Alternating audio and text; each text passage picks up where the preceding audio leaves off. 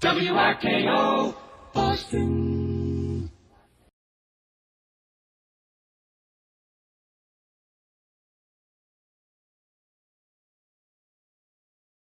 And you thought Rickles was gone. Phil Zachary, you've been so patient. You're one of the actual working general managers and executives in the bunch. Are you sorry you came? No, I'm just kidding. The current head of WRKO from Entercom, Phil Zachary. That's right. Thank you. I'm 41 years in the radio business and 33 years as a general manager. So I am of you. I'm a radio person, and I started as a disc jockey. I wanted to play records and meet girls, and like most of you, but I wasn't as good as most of you. So I ended up as a manager, and here I am as a regional vice president with Entercom. I grew up listening to WTIC and Bob Steele. My parents, and Perry Urey was the general manager at that wonderful station, and Jack Hobbs. You know, I feel like I'm in good company here. I'm going to live a good long life, and this is very encouraging for me because these guys are. But let me just tell you, if I may, because I can't share stories. I wasn't at RKO, but let me tell you what you mean to me, what all of you in this room mean to me. And as I look around at the people here, as I look at JJ and Tom Murphy and Harry Nelson and all of you and Chuck and Joel and Al Gates and everybody, this, for a kid who grew up in Connecticut, I was 13 years old when this station came on the air, and I grew up just outside Hartford, so I had a chance to hear all you guys as you were coming up. If you wanted to be in the radio business, there was no better place to be than Hartford, because WPOP and WDRC and 13 Waves in New Haven and WPRO in Providence, and because everybody wanted to be there so they could maybe get to New York or Boston. So I heard a lot of you when you were on your way up, and I'm going to tell you something. I wouldn't be here today if it weren't for you. I really wouldn't. I was a kid with bad acne that couldn't meet girls, and you know what? For me, you guys were Mick Jagger, you guys were John Lennon, you guys were Neil Diamond, you guys were Marvin Gaye. I couldn't tell the difference between the records and you. I couldn't. To me, you were just superstars. And it's what caused me to say, this is what I want to do for a living. This is what I want to do for the rest of my life. My father was a blue-collar worker, and no one in my family ever went to college. And he said, just promise me one thing. I don't know about this radio thing, but please get a good education and we'll see what happens. But I knew all I ever wanted to do was to be like you. That's all I ever wanted to do. And I would sit with that tape machine and I'd try to sound like you, and I would try to walk up the records like you, and I was just mystified by what you did.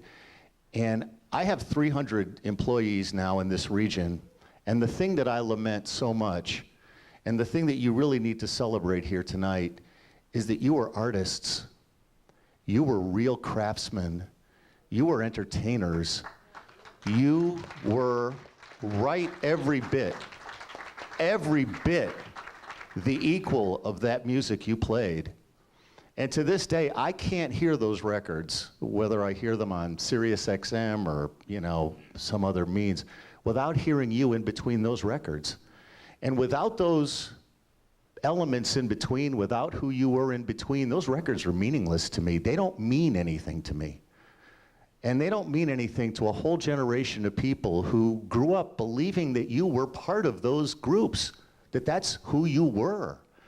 And I have to sit here and thank you with all my heart, not only for making my young life so special, but for allowing me the spark and the privilege to earn my living for the last 41 years in this business. You did that for me. You put me up here at this table. I don't belong at this table. I'm not like you guys, but I am so thrilled and proud to be here with all of you, because I listened to every one of you on the radio, every one of you.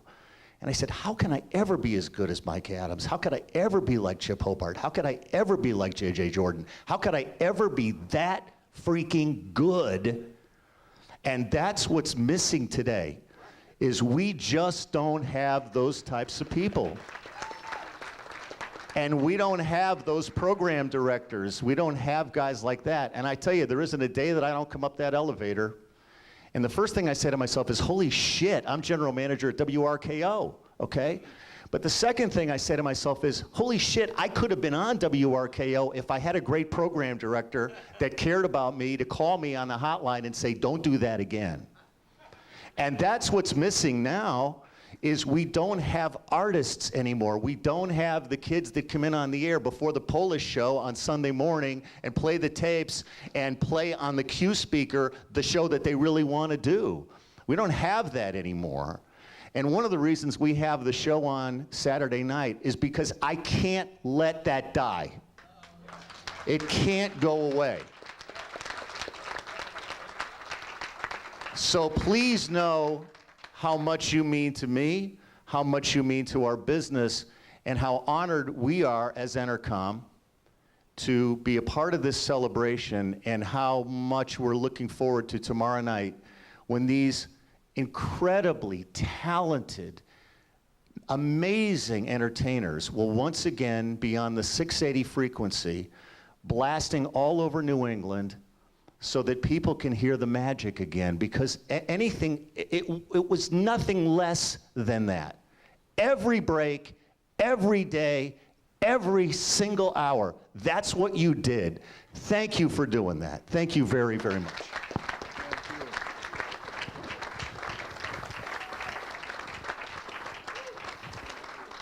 Phil, that's the second time I've heard you speak. The other time was when we dedicated the Dale Dorman studio at Massasoit College, when Dale's family donated that. And nothing's changed between then and now. You are a class act, and thank you very much for making us all feel really special.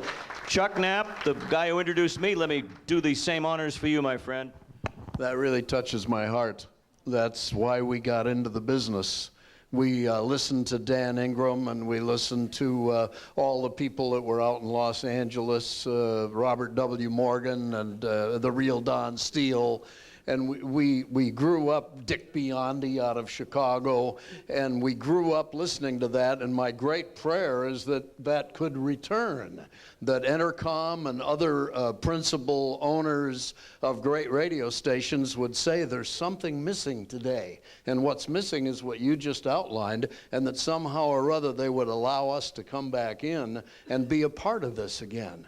And so, thank you for touching my heart. You're just tremendous, Phil, from all of us.